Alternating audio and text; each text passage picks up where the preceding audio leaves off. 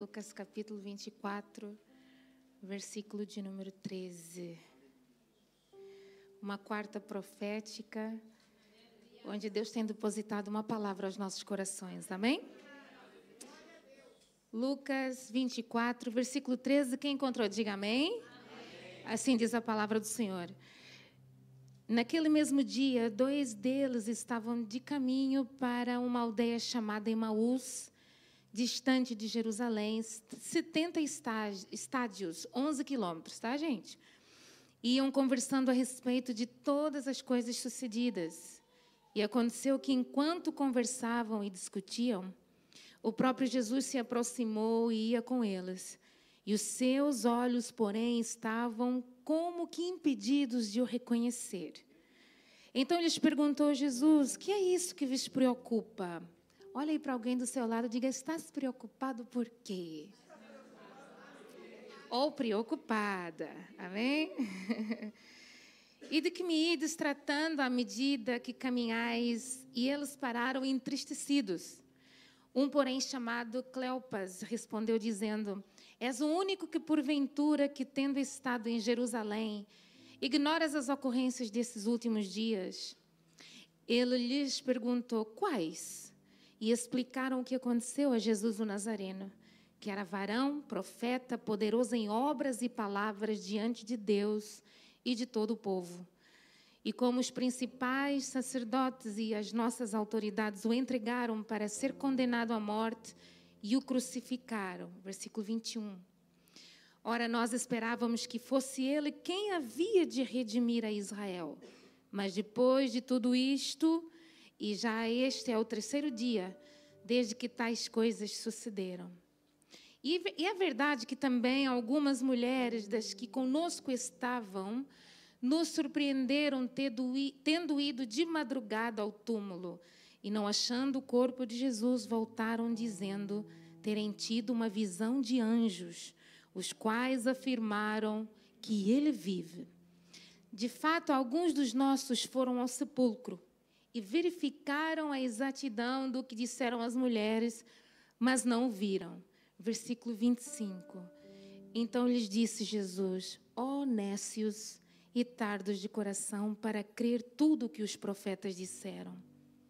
Porventura não convinha que o Cristo padecesse e entrasse na sua glória? E começando por Moisés, decorrendo por todos os profetas, expunha-lhes o que era a seu respeito e o que constava em todas as Escrituras. E quando se aproximavam da aldeia para onde iam, fez ele menção de passar adiante.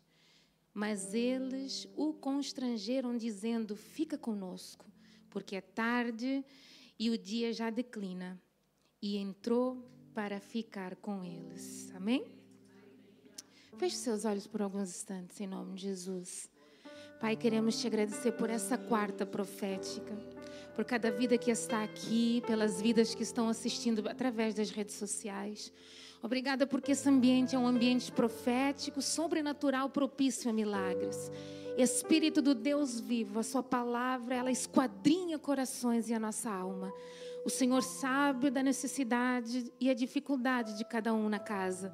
Surpreenda de uma forma extraordinária, porque a sua palavra nos diz que o Senhor não despede ninguém de mãos vazias e que nós não sairemos desta casa da mesma forma que nós entramos. Cerca este lugar com uma muralha de fogo, fecha a boca do leão, amarra o valente nessa noite. O Senhor nos deu autoridade para pisar em serpentes e escorpiões e em todas as hostes da maldade. Que esse poder se manifeste através da nossa vida, sobre este altar, sobre esta igreja e sobre essa casa. E que a sua glória seja uma glória, ó Deus, que invada ambientes e alcance lares e famílias e projetos. Ó Deus, porque o maior alvo do céu é a nossa família. E nós te agradecemos. Fica conosco, em nome de Jesus. Amém? Ó glória! Quando nós olhamos para o Evangelho de Lucas, ele foi um médico, um doutor. Ele era grego. E ele escreve vou expor essa carta, esse Evangelho, com uma particularidade. Eles põem factos, ele usa uma linguagem que Mateus e Marcos não usam. Até porque todo médico é detalhista nos seus factos. E Lucas, ele estudou cada história de Jesus para que ele pudesse passar para nós, na totalidade, na íntegra, o que aconteceu no ambiente.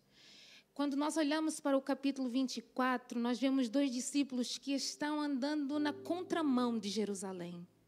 O centro de Jerusalém, houve um acontecimento, Jesus, ele morre, a Bíblia diz que ao 3º dia ele ressuscita, mas eram 2 discípulos marcados por um passado que causou dor. Os olhos viram, a vista alcançou o sofrimento, eles colocaram uma expectativa em Jesus de Nazaré. Será que é ele que vem redimir a Israel? Até porque os judeus esperavam um político, alguém que julgasse as suas causas. Jesus não veio fazer política, nem tratar dos negócios da terra, ele veio trazer os negócios do Pai.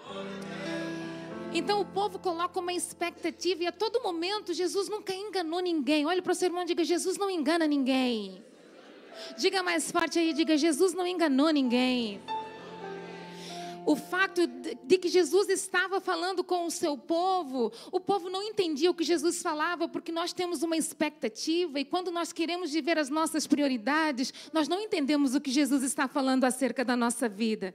Jesus estava dizendo: eu venho, é necessário que o Filho do Homem padeça, eu venho para os meus não vão me receber. Como o cordeiro mudo, ele vai para o matadouro, ele é a pedra de esquina que será rejeitada pelos seus. Há um momento que ele faz uma declaração: oh, Jerusalém, Jerusalém, eu quis te ajuntar debaixo das minhas asas, como uma galinha faz, mas vocês rejeitaram o que Jesus queria fazer sobre Jerusalém. Jerusalém foi um palco de morte, palco de perseguição, palco onde sonhos destes homens, destes discípulos morreram ao longo da história de Jesus. Eu quero dizer para você que o ministério de Jesus foi 3 anos, diga comigo, 3 anos.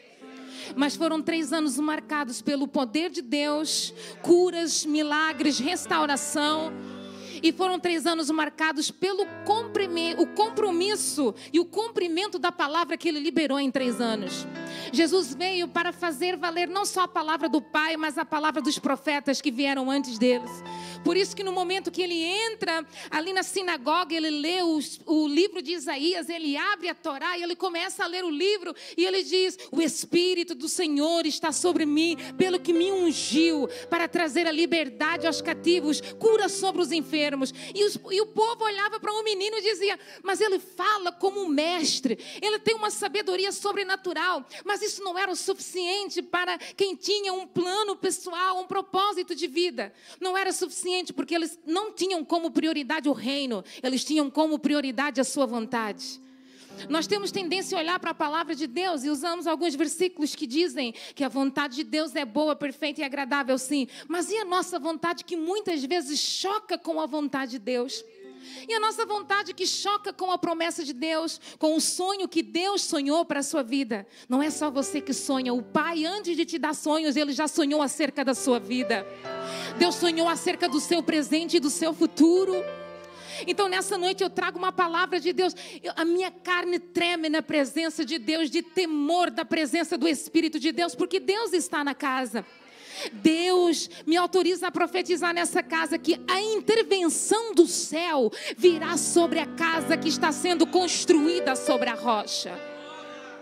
A intervenção divina, a intervenção sobrenatural virá sobre o seu natural. E o que é o seu natural? A sua realidade que não condiz com a realidade do céu. Deus está declarando que o Cronos do céu vai se conectar, aleluia, com o Kairos. O Cronos da terra vai se conectar com o Kairos de Deus. E você vai ver Deus usando o seu pouco e transformando muito. Você vai ver Deus fazendo muito com o pouco que Ele entregou nas suas mãos. Deus não precisa de muito. Diga comigo, Deus não precisa de muito. E Deus também não precisa de muitos. Olhe para o seu irmão e diga: Deus está te procurando. Que você não faz parte dos muitos. Você faz parte dos poucos. Nos poucos Deus encontra excelência. Nos poucos Deus encontra caráter. Nos poucos Deus encontra um menino chamado Davi, no Salmo 89, versículo 20. Achei Davi, meu servo, segundo o meu coração, e que o meu óleo santo ungi. Então Deus encontra poucos. Há um momento na palavra de Deus que o próprio Deus declara: procurei alguém na terra, livro do profeta Ezequiel, alguém que estivesse na brecha, e não encontrei ninguém. Aí quando nós entramos em toda a história do profeta Ezequiel, nós vemos Deus mudando um sacerdócio para um ministério profético. Por quê? Porque nós estamos num tempo profético. Olhe para o seu irmão e diga: Deus mudou o sacerdote. Deus mudou o sacerdócio. E Deus agora está levantando profetas para essa geração. Onde estão os profetas dessa geração? Olhe para o seu irmão e diga: profeta é mensageiro de Deus. Diga: profeta é boca de Deus na terra. Profeta confronta os altares de Baal, porque ele sabe o fogo que desce no seu altar. Diga: profeta não tem medo de Jezabel. Diga: o profeta não tem medo da ameaça. Profeta de Deus não tem medo do vale de ossos secos. Diga: profeta de Deus não tem medo da Babilônia. Profeta que é profeta não tem medo do deserto, porque ele sabe que até no deserto Deus se manifesta. Aplauda Jesus! Digam glória a Deus aí! Digam aleluia aí! Oh glória! Hoje é uma noite profética e nós somos os profetas dessa geração. Irmão, se isso não for motivo para tirar o teu melhor sorriso, não tem mais nada. Porque só o profeta tem uma intimidade, um relacionamento tão íntimo com Deus, que ele recebe as revelações que mais ninguém recebe na terra. O profeta é alguém que tem a capacidade de carregar os segredos de Deus. Alguém que Deus confia algo que ele decidiu no céu e estabeleceu para um tempo na terra. Então o profeta é selecionado, é separado.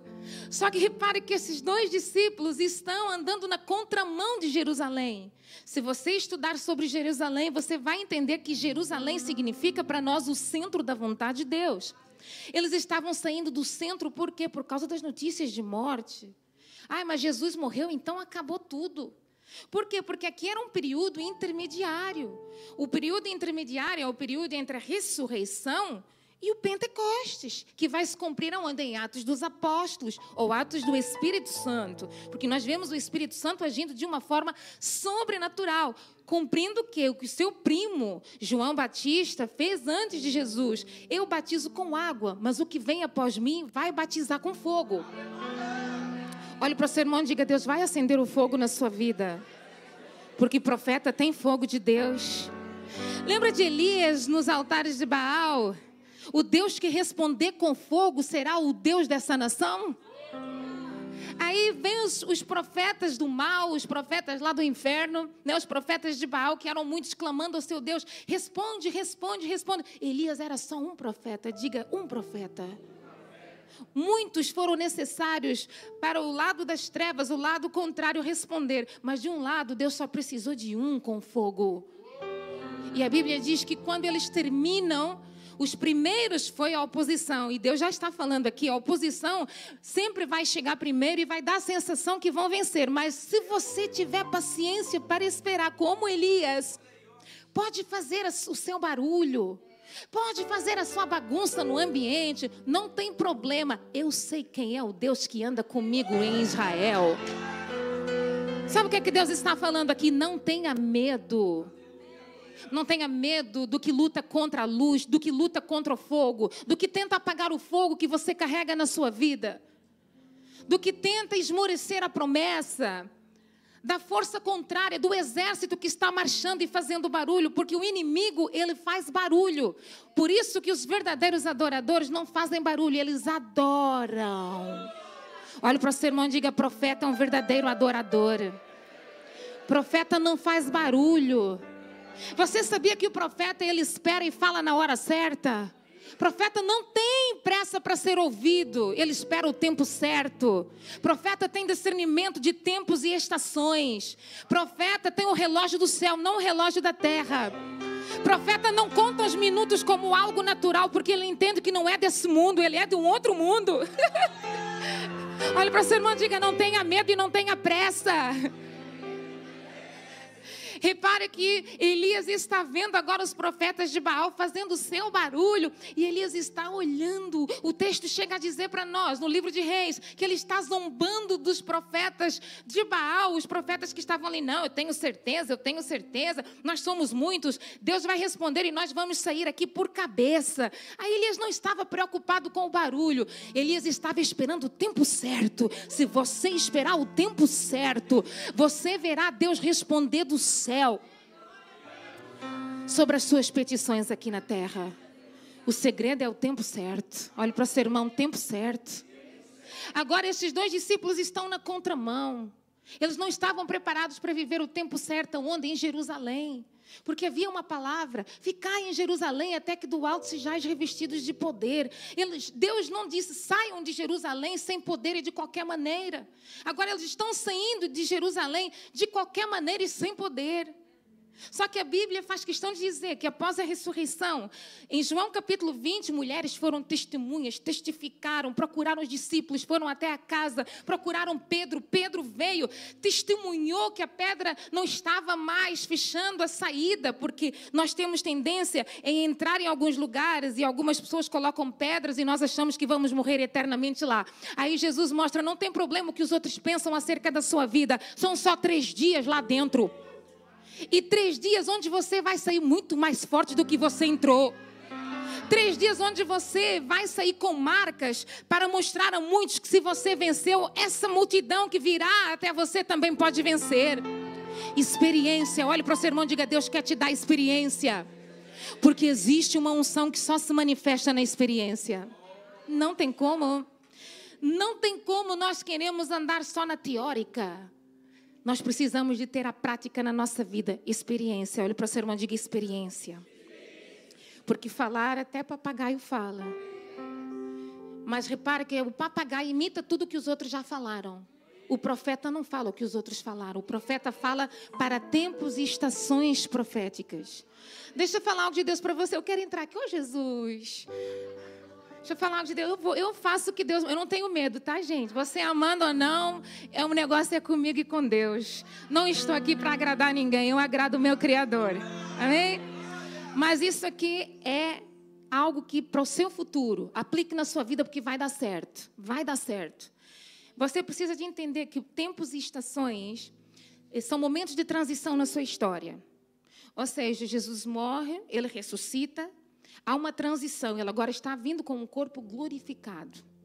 Ele agora não é só o Jesus que ressuscitava os outros. Ele está dizendo, o poder sobre a morte já foi manifesto sobre Jairo, Talita Cumi, quando ele entra e faz as suas curas e os seus milagres. Só que agora ele está dizendo, eu não faço só na vida dos outros. Eu estou mostrando o que eu posso fazer na minha.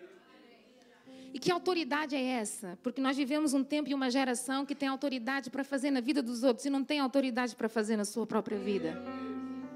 Então, quando muda-se tempos e estações, o tempo de transição significa que há uma mudança também de unção na nossa vida. Nós não podemos atuar com a mesma unção do deserto em Canaã. Não tem como.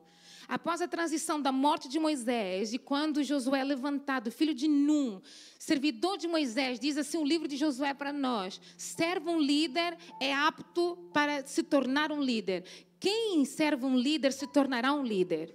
E repare que Deus podia escolher muitos, capacitados a muitos, mas Deus escolhe quem sabe servir o líder, estar do lado do líder, andar as milhas que o líder andar. Elias e Eliseu, onde for, eu também vou junto. Por quê? Porque a capa, ele tinha que estar no momento certo, então ele não podia largar o ministério profético. Só que ele teve uma sabedoria e ele aprende com o seu mentor. Eu quero porção dobrada. Por quê? Porque a unção que era dele é dele. Eu nunca invejei a unção de Elias, mas eu sei que o meu Deus fará na minha vida de uma outra forma.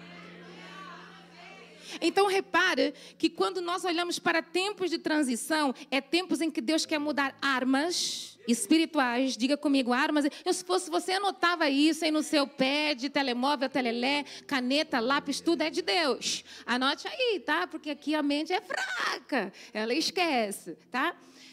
Tempos e estações, Deus muda armas, Deus muda revestimentos. Às vezes nós estamos em um tempo de transição com uma armadura de campos de batalha onde nós temos que conquistar territórios. Aqui não se trata de conquistar territórios. O território já foi conquistado. Por isso que Jesus falou, ficar em Jerusalém, já foi conquistado. Ah, mas tem outros lá habitando. Já foi conquistado. Então, Deus muda as vestes para um outro tempo profético. Que tem gente que atua com uma farda de soldado, com uma farda antiga de guerra, achando que vai vencer o exército contrário. Ah, mudou a arma, mas não mudou a armadura. Olhe para o seu irmão e diga, Deus vai mudar a sua armadura. Porque quando nós estamos em batalha, a armadura é específica para que você não morra no campo. Mas agora nós estamos em um tempo que não é mais sobre morte, agora é sobre poder. Sobre o poder de Deus. E não é qualquer veste que é autorizada para você ser usado com o poder de Deus e autoridade. Que você não está mais conquistando territórios, você já conquistou o território. Agora você precisa de administrar o território. Olha para o seu irmão e diga, Deus vai te ensinar a administrar territórios. E nós estamos a falar de batalhas de nível 3, regiões, cidades. Deus deu autorização para a IBR Cascais, através da vossa liderança, para conquistar a cidade de Cascais. Deus nos deu lugares estratégicos onde antes foram construídos altares para outros deuses. Deus falou assim, não, mas o tempo de Baal em Cascais já passou há muito tempo. Agora Deus levanta um Elias, um Eliseu, Deus levanta uma profetisa, um profeta, Deus levanta uma ministra de louvor, Deus levanta levitas, um sacerdócio, um levitério, para construir um altar de adoração que vai atrair multidões para o ambiente. Porque não é mais o altar do antigo Deus, aqui não tem nada antigo, aqui tem o Deus de Israel. O Deus de Israel. Ai, se é para Jesus, joga a tua mão para o céu. Dá o teu melhor, glória a Deus. Dá o teu melhor, aleluia aí. Meu querido, não é sobre o que aconteceu no ambiente. Porque o ambiente que mata é um ambiente que Deus faz questão de ressuscitar uma promessa. E quando há uma ressurreição, alguém não estava no ambiente porque não quis esperar. Aí Jesus não critica a fraqueza do discípulo. Olha para o seu irmão e diga, profeta não critica a fraqueza do discípulo. Diga para o seu irmão, essa aí, estou sentindo que é para você. Profeta não critica. Então Jesus entra no caminho. E a Bíblia diz que os seus olhos estavam como cegos. Jesus entra no caminho e faz uma pergunta. Ei, Cleopas. O outro não sabemos o nome. Mas Cleopas faz questão, Deus fez questão e Lucas faz questão de mencionar esse nome aqui no texto. Ei, Cleopas, qual é o assunto aí? O assunto, não sabes o assunto, estás vindo de Jerusalém e não sabes o que aconteceu em Jerusalém. Então, Cleopas agora está tratando de um assunto que Jesus fez uma pergunta. Jesus já muitas vezes faz perguntas, não é para que você responda ou venha saciar a necessidade de Jesus, porque Ele sabe. Jesus só faz perguntas para mudar a conversa dos seus lábios. Porque eles já não estavam no ambiente de morte, mas ainda estavam falando sobre morte. Eles não estavam mais no ambiente onde eles presenciaram a morte, a crucificação, mas a conversa era a mesma do passado. E deixa eu falar algo de Deus para você. Não falo do seu passado em 2024. Se você ainda não entendeu, 2023 já ficou para trás, já era. E nós ressuscitamos defuntos de 2023 porque nós falamos dele, nós damos vida a ele. Você sabia que a nossa boca ela tem poder, a nossa língua, de dar vida e de matar? Não ressuscita o que Deus já matou em 2023.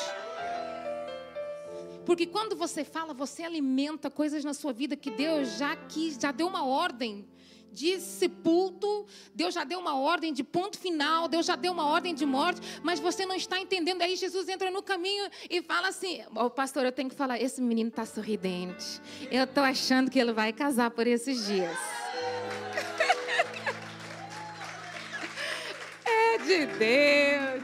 Um passarinho abençoado contou aí, é de Deus. Mas eu estou muito feliz porque ele é um menino de Deus.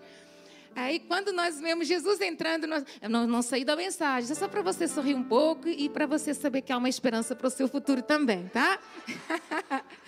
Nós estamos vendo Jesus entrando no caminho, no ambiente. Aí Jesus faz uma pergunta porque ele tem a intenção. Ei, gente, eu não entrei no vosso caminho para que vocês continuem falando dos mesmos problemas do passado. O Deus que entra no caminho, Ele tem a intenção de intervir na sua história. Mas não é no seu passado. O compromisso de Deus não é com o seu passado, é com a sua realidade do seu presente. Porque o problema aqui não era só a fala, o problema eram as feridas que estavam na alma. Aí Jesus faz uma pergunta, qual é a notícia aí? E conversa que não edificava nada. Mas não sabes o que aconteceu em Jerusalém? Aí Cleopas começa a contar tudo com os mínimos detalhes. Agora Cleopas está falando de Jesus para o próprio Jesus. Ele está falando de alguém que morreu e não reconhece que aquele que morreu está na sua frente e agora está vivo. E Jesus começa a olhar para aquele homem e ele diz, meu Deus, quantas vezes Jesus se apresenta no nosso caminho e muitas vezes nós falamos para ele do que ele não pôde fazer. E o porquê será, Deus, que não aconteceu do meu jeito? Ou porque o Senhor não me ouve? E Jesus está dizendo assim, no seu caminho, mas eu não quero que você fale isso para mim, porque eu não sou obrigado a fazer coisas de resolver os seus problemas do passado.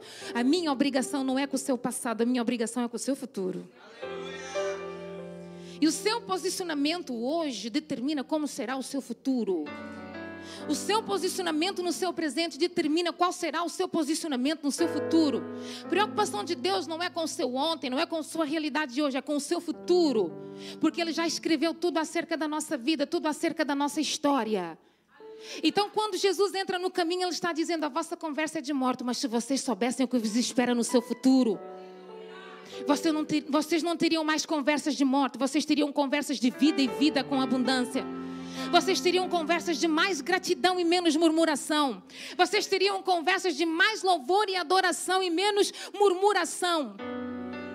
Agora Jesus entra no caminho e quando nós lemos a história, nós vamos ver que o número 40, ele tem um significado muito grande na nossa vida, é um número profético. Eu só vou falar sobre esse número porque o pastor Marcos falou sobre 12. Senão eu não ia falar sobre isso. E o GPS também foi usado no carro com uma revelação de Deus, que ele veio e falou, número 4. Eu falei, já entendi também, Jesus, através do GPS. Então, vou falar do 40 para vocês. O número 40 foi o tempo exato que Jesus esteve na terra, após a ressurreição. Quando, nos 40 dias, Jesus esteve na terra, Ele não procura mais os religiosos, os saduceus, os fariseus. Ele não tinha mais compromisso em persuadir quem não acreditava. Ele só visitou, vamos falar assim, que Ele fez ligações pessoais. E Ele visitou visitas pessoais, marcadas na sua agenda, só para quem era dele. Jesus também não fez mais milagres. Jesus agora não tem mais tempo para perder justificando se Ele é o Filho de Deus, se não é o Filho de Deus. Agora Ele está com um objetivo. O tempo é curto. Diga comigo, o tempo era curto. E 40 dias passa rápido. Por isso que você olha para os meses do ano e passa muito rápido. Jesus entendeu que chegará um tempo que nós nem vamos conseguir contar o tempo terreno, porque está passando muito rápido. Só que Ele entendeu que nesse curto espaço de tempo Ele precisava de visitar pessoas específicas. E nessa noite é a noite de intervenção divina para pessoas específicas na casa e no ambiente. Após a ressurreição, Jesus visita uma casa onde estão os seus discípulos, menos Tomé, o descrente que estava fora da casa. E a primeira coisa que Jesus faz, a palavra que Deus libera na casa é, haja paz.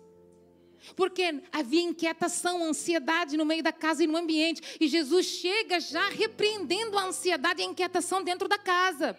Sabe o que Jesus está fazendo aqui? Repreendendo a inquietação da sua alma e a ansiedade que tenta habitar na sua vida. E Jesus já está dizendo, olha, eu quero vos dar a paz que vocês ainda não têm, que excede qualquer entendimento humano. E eu vos dou como o mundo não dá, porque só Ele pode dar uma paz que o mundo não te dá. Aí Ele já chega liberando paz seja convosco, já mostra as mãos furadas, dizendo, sou eu mesmo, ressuscitei. E ainda diz para os seus discípulos, toca nas minhas cicatrizes. Porque Ele está dizendo, se vocês tocarem naquilo que me feriu e não me fere mais, vocês também nunca mais viverão as vossas feridas em 2024. Aí você olha para a história de uma mulher do fluxo de sangue e entende por que ela decidiu, se eu tão somente tocar na sua orla, eu sei que eu serei curada. Aí lá na frente vem Jesus, toca nas minhas cicatrizes. Olha que mulher que antecipou, ninguém fala dela, mas ela teve a revelação de algo profético. Uma mulher que se antecipa, tão somente não toca nas mãos para não tocar, não tornar Jesus impuro, porque ela entendia das leis dos judeus, a lei que não toca, a lei que não pode, a lei que manda matar, a lei que manda apedrejar. Mas ela diz, mas na lei não diz que eu não posso tocar na orla, então eu vou tocar na orla. Ela não quebra uma lei, ela encontra uma falha na lei para viver o seu sonho e o seu propósito. Então, se você olhar para aquilo que você está vivendo hoje, você vai encontrar uma brecha que você vai poder tocar, entrar, passar para viver o seu propósito. Diga comigo, a mulher que não tem nome, conseguiu. E você vai conseguir também. Sabe por quê? Não é sobre o nome, é sobre a atitude. A atitude dela é mais importante que o nome dela. E você ir preocupado com o seu nome, com o que os outros falam do seu nome. E Deus está dizendo, para de se preocupar com o que os outros falam ou dizem acerca do seu nome. Não é sobre o seu nome, é sobre a sua atitude. Atitude. Atitude. Meu Deus, eu sinto Deus na casa. Sinto Deus no ambiente.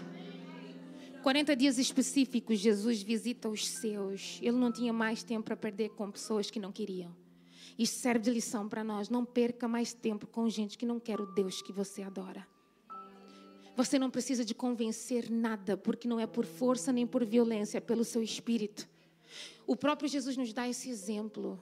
Ele não se preocupa mais em explicar nada para ninguém. Ele agora procura os dele, porque ele precisava de cumprir a vontade do Pai.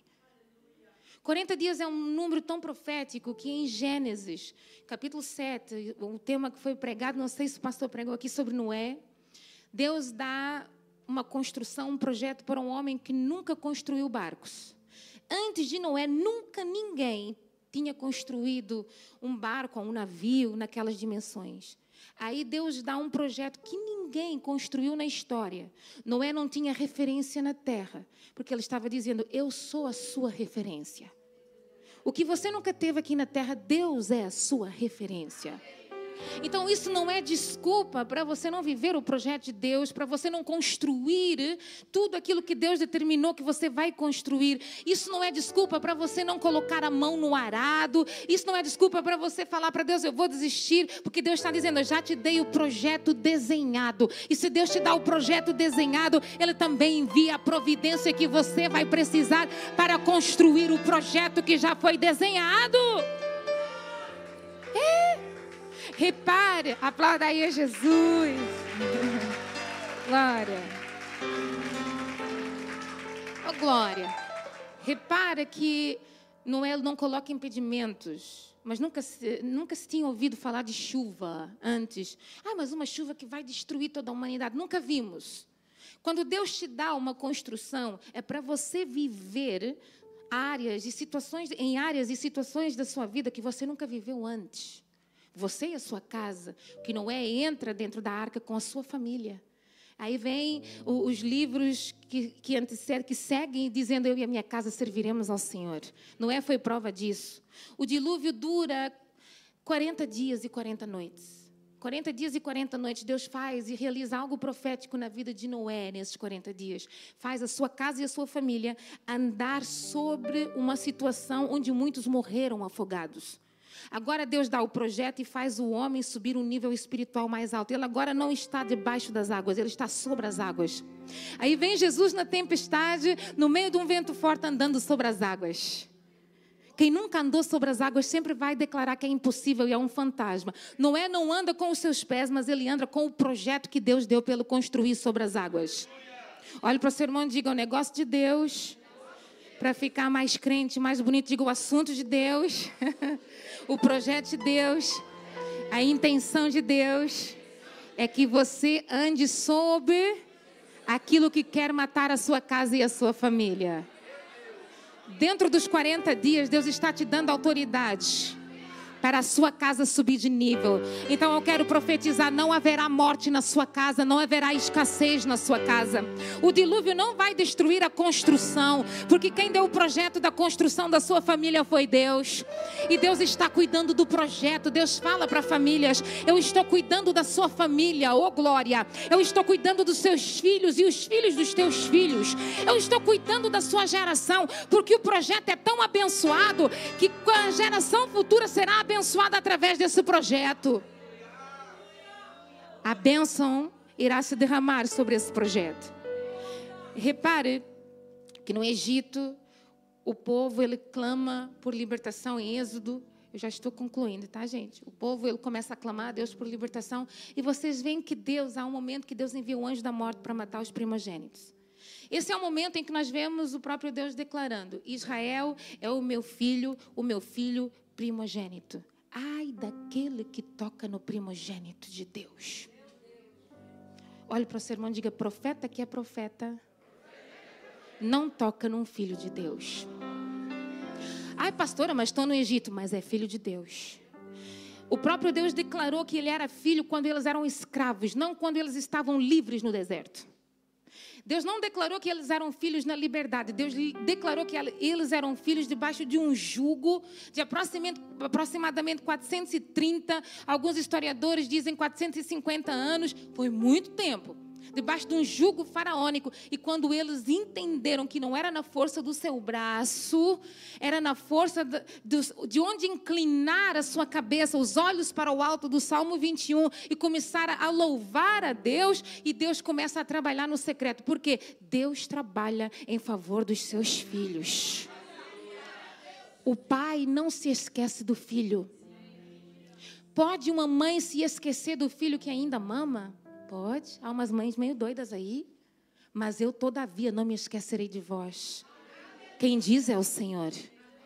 Deus não esqueceu dos seus filhos. Ai, pastora, mas e Jesus? Unigênito. Jesus, quando fala sobre os seus filhos de Israel, primogênito. Sobre Jesus, unigênito, único. E quando nós olhamos para isso, nós vemos um cuidado de Deus em 40 anos. Num deserto, cuidando dos seus filhos, não deixando faltar nada. Porque é isso que o pai faz quando educa o filho. Quando o filho não tem condições, quando o filho está numa escola, quando o filho precisa de apoio, é o pai que está lá apoiando. Quando o filho precisa de proteção, é o pai que está lá para proteger. Uma nuvem de glória, uma coluna de fogo, protegendo dos perigos do deserto, do frio do deserto. É o pai que aquece o filho. Então, a todo momento, nós vemos a presença do pai. Deixa eu falar para pais aqui: seja um pai presente na vida dos seus filhos. Jesus foi um pai presente na vida dos seus filhos. E mostrando o papel da paternidade. Olha para o seu irmão e diga: paternidade. Por que a pastora entra na paternidade? Porque nós vivemos em um tempo onde nós vemos pessoas mais velhas, mais maduras, 30, 40, 50, 60, 70 anos, com problemas de paternidade. Significa que houve uma negligência do passado. Por quê? Porque o alvo não estava em trabalhar para um legado, em preparar o ambiente para um legado. Eu falei isso nos meus stories hoje. O gigante que você não mata hoje, amanhã a próxima geração vai ter que lutar com esse gigante. Agora, se você não tem um exemplo dentro da sua casa de um matador de gigante, de urso e de leão, como a próxima geração, o seu legado, vai ter coragem para enfrentar um urso, um leão e um gigante? Não tem. O maior exemplo, antes de você procurar exemplos aqui fora, seja você o maior exemplo dentro da sua casa. Porque os nossos maiores exemplos vêm de dentro da nossa casa. Eu não lembro em condição nenhuma da minha história, e eu me lembro dos meus 2 anos. É impossível, pastor. Olha, eu não sei, sou diferente de vocês, né? É assim, não se explica, né, pastor?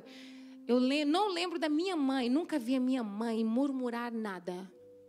Eu nunca vi a minha mãe discutir com meu pai na minha frente. Nunca. Eu já vi a minha mãe entrar dentro de um quarto, fechar a porta, e a conversa não era um nível alto de gritaria. Isso é de gente que não tem caráter. Olha, para você não diga isso também, é para você. Nunca vi a minha mãe discutir, nem o meu pai discutir dentro de casa, diante de Deus. Nunca vi uma panela voar para bater na cabeça do outro. Nunca vi um prato voar. Nunca vi uma mala fechada, vou embora. Nunca vi isso. Nunca vi a minha mãe desprezar um filho. Às vezes o meu pai, nós viemos de uma educação rigorosa, Andréia. Porque os africanos têm uma educação que só Jesus foi na história, né? É o pai que deserda, já não é filho. Mas eu sempre vi a minha mãe, porque eu fui inteligente, tá, gente? Eu fui assim, a raspa da panela. Eu acho que eu fui a resposta. Deus falou assim, ela vai nascer para confundir a casa. E eu vim, né? Porque eu tenho uma diferença de 20 anos com os meus irmãos, pastor. Minha mãe me teve quase com 50, né? Então, eu sou profeta, tá, gente? Sou profeta. Né? Então, assim, sou mistério de Deus. E é engraçado que o meu irmão mais velho, de 60 anos, é pastor. E eu, não vou falar a minha idade, a mais nova... sou pastora. Olha o que Deus faz. O mais velho, mais nova. Engraçado, né? E os meus irmãos, 2 do meio, gato e rato. Sempre discutir, mais velhos do que eu. Lá vou eu resolver a situação da casa, né? Então, eu olho para a minha casa, eu tenho exemplos. Eu nunca vi a minha mãe desistir de nada. O meu irmão passou por um óbito, pela morte. Eu estava com meu irmão. Eu tinha aproximadamente 17 anos. Deus ressuscitou meu irmão no hospital de Cascais. Deus ressuscitou. O maior apagão está na história, no hospital de Cascais. Quando deram um choque elétrico, caiu a luz toda da cidade. Eu falei, Deus sabe onde buscar a energia que nós precisamos. Meu irmão está vivo e é um milagre de Deus. Eu olho para a história da minha mãe, e os meus irmãos todos, eu nunca vi nenhum dos seus filhos de perna quebrada. Os meus irmãos não são perfeitos. Eu também não sou perfeita. Mas ninguém está nas drogas, ninguém está nos maus caminhos. E se a minha mãe fala, a gente cala e ouve. Ai, mas tem 40 anos, 50 anos. A minha mãe é uma autoridade. Ela foi um exemplo dentro de casa. O maior exemplo não é aqui fora, o maior exemplo é cá dentro. Ai, pastora, e os exemplos que eu não tive? A pastora teve, eu não tive. Deus está querendo ser o seu maior exemplo. Ele está querendo ser o seu maior referencial nessa terra. Ele está querendo ser um pai que cuida, que zela, um pai que fala, mas espera que o filho obedeça. Não tem como um filho rebelde obedecer a um pai, uma vontade do pai. Então, o filho rebelde sacrifica. E quem é rebelde fica mais tempo no deserto. Gente, Canaã era 3 dias. Foram 40 anos. Ah, mas a terra dos filisteus era o caminho mais próximo. Mas o pai decidiu levar o povo de Israel, os seus filhos, o primogênito de Deus, pelo caminho mais longe, porque o pai sabia que os filhos tinham uma mente de escravo, porque eles cresceram num país escravo, foram acostumados a comer a comida de escravo, se comportar com escravo, não sabiam tomar decisões, esperavam ordem de outras pessoas, e Deus estava dizendo, o deserto não é maldade do pai, não é castigo do pai, o deserto é cura do pai na vida do filho. Olhe para o seu irmão e diga, esse deserto é cura do pai na sua vida. Não tenha medo da cura. Nós procuramos médicos e remédios para a cura. E Jesus está dizendo, o deserto também cura. Babilônia também cura. Fornalha 7 vezes mais aquecida também cura. Que você descobre coisas tão grandes nos momentos mais difíceis da sua vida. Seguindo a história em Êxodo, nós vemos também quando Moisés ele sobe ao monte para receber as tábuas da lei. A Bíblia diz que ele fica 40 dias e 40 noites no monte. Ele estava orando a Deus no monte. E havia barreiras, porque o povo não podia se aproximar. Ele está orando e quando ele ora, ele sobe no monte. Durante 40 dias e 40 noites, ele recebe os mandamentos de Deus. Ele recebe a ordem para a igreja, a constituição de uma igreja. Ele recebe mandamentos, princípios. Então, 40 dias, dentro da palavra de Deus, são os dias em que Deus quer enxertar em nós princípios do céu para a nossa vida, que Deus nunca quebrou um princípio. Ai, mas, e os homens vieram cumprir a lei? Jesus é a própria lei, Ele nunca quebrou uma lei. E Ele se torna homem, o verbo se fez carne e habitou entre nós. E quando Ele se torna homem, Ele consegue como homem cumprir a lei. Então, se Jesus cumpriu como exemplo na nossa vida, você também consegue cumprir. Olhe para o seu irmão e diga, não quebre princípios por amor de Deus. Diga, não quebre leis por amor de Deus. Porque Jesus veio para cumprir a lei. Quando nós olhamos o livro de 1 Reis, capítulo 19, verso 8, nós vemos um profeta chamado Elias. Diga comigo, Elias. Aquele Elias que agora está debaixo de uma ameaça de Jezabel.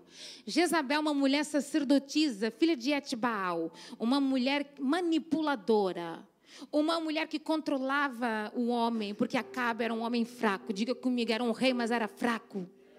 porque era controlado por uma mulher maligna.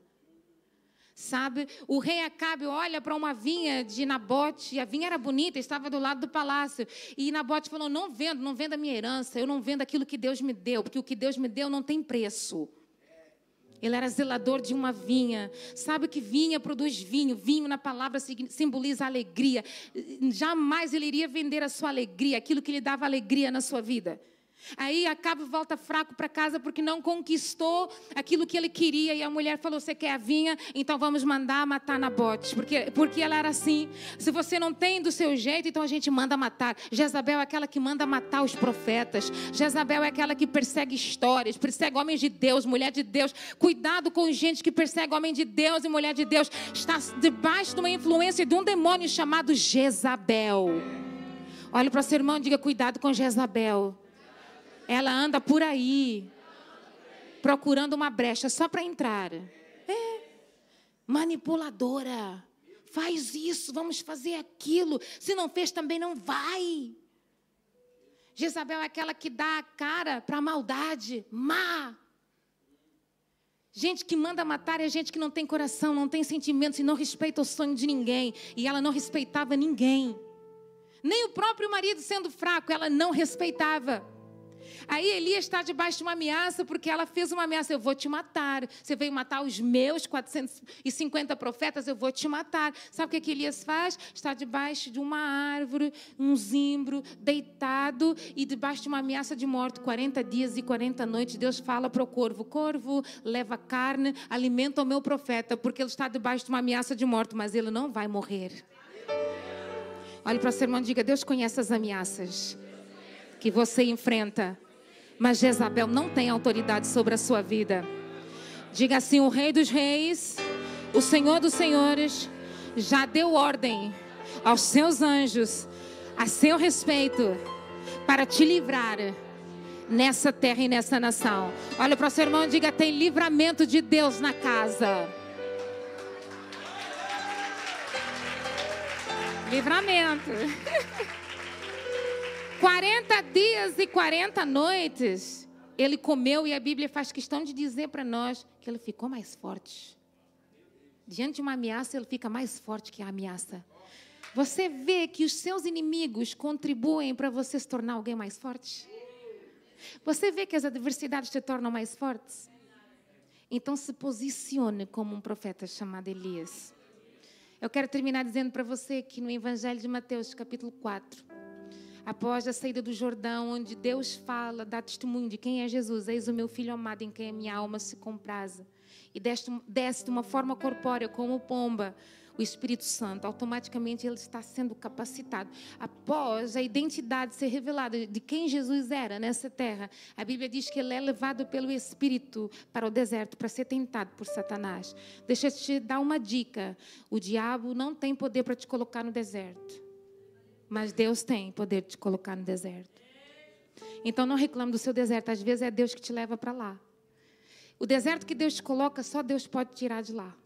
Você pode orar, jejuar, você pode chorar, consagrar, fazer campanha, você dizimar em dobro. Se Deus te colocou no deserto, só Ele pode tirar do deserto. Entenda por que muitas orações suas não são respondidas no tempo e na hora que você quer. Porque Deus ainda não determinou o tempo de saída do deserto. Porque você precisa de ser aprovado no deserto. 40 dias e 40 noites, Jesus vai em jejum bebendo água. Diga comigo, Jesus bebeu água. Tá? Então, quando você for fazer o seu jejum, não faça parcial, você vai criar problemas no seu estômago.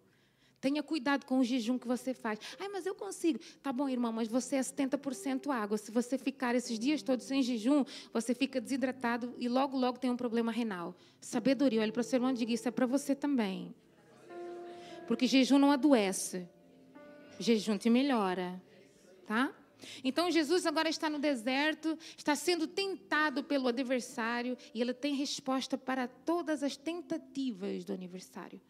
No fim, ele responde, nem só do pão viverá o homem, mas de toda a palavra que sai da boca de Deus. Ele agora está mostrando autoridade sobre demônios, principados, potestades.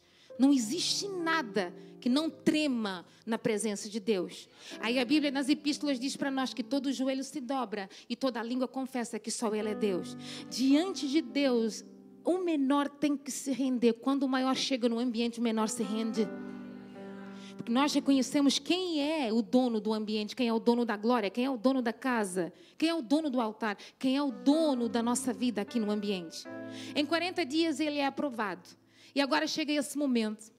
São 40 dias onde há Páscoa, a distância para o Pentecostes. Mas faltam aproximadamente 50 dias. Mas dentro desse tempo, Jesus precisava de prepará-los. A pedra de esquina precisava de estar preparado nesse momento. Quando Jesus entra no caminho e faz algumas perguntas, Jesus estava dizendo: o que eu prometi na sua vida vai se concretizar em Jerusalém. Todos aqueles que saem de Jerusalém não vivem o melhor de Deus. O projeto de Deus, a conclusão da sua vida, da sua história, é no centro da vontade de Deus. Não adianta sair por causa disso, de A, de B, de C. Não, Jesus está dizendo, seus motivos não são suficientes. Porque quando Jesus entra no caminho, Ele está dizendo, vocês precisam de voltar. Por quê? Porque eu tenho intenção de cumprir promessas na sua vida. E quando eles estão no caminho, do lado de Jesus, a Bíblia diz que o tempo passa, já se faz tarde. Agora eles estão na casa, eles constrangem Jesus para ficar no ambiente. Quando Jesus entra, eles se sentam na mesa. Algo acontece na mesa. Porque a mesa é lugar de filho. A mesa foi feita para os filhos. Eu quero concluir dizendo para você que até uma cananeia, quando Jesus estava com os seus discípulos na mesa, quando ela diz, Senhor, Senhor, tem misericórdia, porque a minha filha está horrivelmente endemoniada. Jesus responde, não me é lícito tirar dos filhos que estão na mesa para dar aos cachorrinhos. Mas ela dá uma resposta que Jesus não perde uma oportunidade. Até os cachorrinhos comem das migalhas que caem da mesa do seu Senhor. Sabe o que é que essa mulher declara nesse momento? Ela está dizendo, se vem da mesa, eu quero. Porque eu reconheço o Senhor da mesa. Aí Jesus declara algo sobre a vida dela. Uma mulher antes do tempo da graça, antes do véu do templo se rasgar, para que entre o templo da graça, ela alcança a graça de Deus. Nossas atitudes abreviam milagres na nossa história. Abreviam vitórias na nossa história. Agora ela não era mais comparada a um cachorrinho. Agora ela vai para casa, ela vê a filha curada por causa de uma migalha de Jesus que saiu da mesa. Olha o poder da mesa. Sabe o que Deus me autoriza a profetizar e a falar para vocês? A intervenção de Deus nessa noite é que Ele preparou uma mesa para os filhos nessa noite, nessa quarta do Profetiza. E Jesus está dizendo, existe um lugar na mesa para a sua vida. Porque é na mesa que tem comunhão, é na mesa que tem relacionamento, é na mesa que há intimidade. E Jesus está te chamando para um nível de intimidade sobrenatural, algo que você nunca viveu na sua vida, porque só isso acontece na mesa. A mesa tem o partir do pão, a mesa tem pão, tem alimento, a mesa tem o vinho, a mesa tem alegria, a mesa tem conversa boa, a mesa tem mudança de história, a mesa tem a presença de Jesus. Repare que Jesus fez tudo isso para nos enviar um convite. Tem lugar na mesa. Jesus preparou uma mesa e o Salmo 23 diz para nós, preparas-me uma mesa na presença dos meus inimigos. Quando Ele prepara na mesa, Ele está dizendo, nada do que você passou até aqui é impedimento para você se assentar na mesa. Nada do que você viveu até aqui, nem quedas, nem erros que você cometeu, nem os pecados ou pecadinhos que você cometeu escondidos, vai anular o lugar que está preparado para a sua vida na mesa. E nessa noite, ó glória, é a noite em que Jesus está te trazendo para mais perto, porque você estava se afastando da mesa e Jesus não suporta ver um filho longe da mesa. Lembra do filho pródigo quando ele está voltando? A ordem dentro da casa do pai para o filho não sabia, mas dentro da casa tinha surpresa. A intervenção do pai na história do filho foi tão grande que ele manda matar o cordeiro, manda matar o melhor, prepara a festa, adorna a casa, prepara a roupa e o anel também, porque ele estava morto, mas ele agora ressuscitou. Ele não está mais no mundo, ele não pertence a esse mundo, porque o filho, o verdadeiro filho, sabe muito bem onde é a casa do pai e sabe onde encontrar o pai. O pai continua na casa. É nesse ambiente que o Pai se manifesta. É nesse ambiente que Deus faz promessas. É nesse ambiente que Deus libera decretos e sentenças para a sua vida e para a sua história.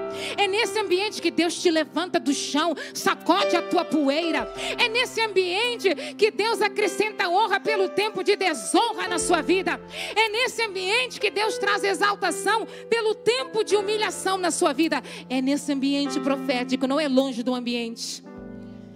Não é distante do ambiente. E nessa noite é a noite que você vai dar o seu passo de fé, porque há um lugar na mesa te esperando. Quantos querem se assentar na mesa? Se coloque de pé em nome de Jesus.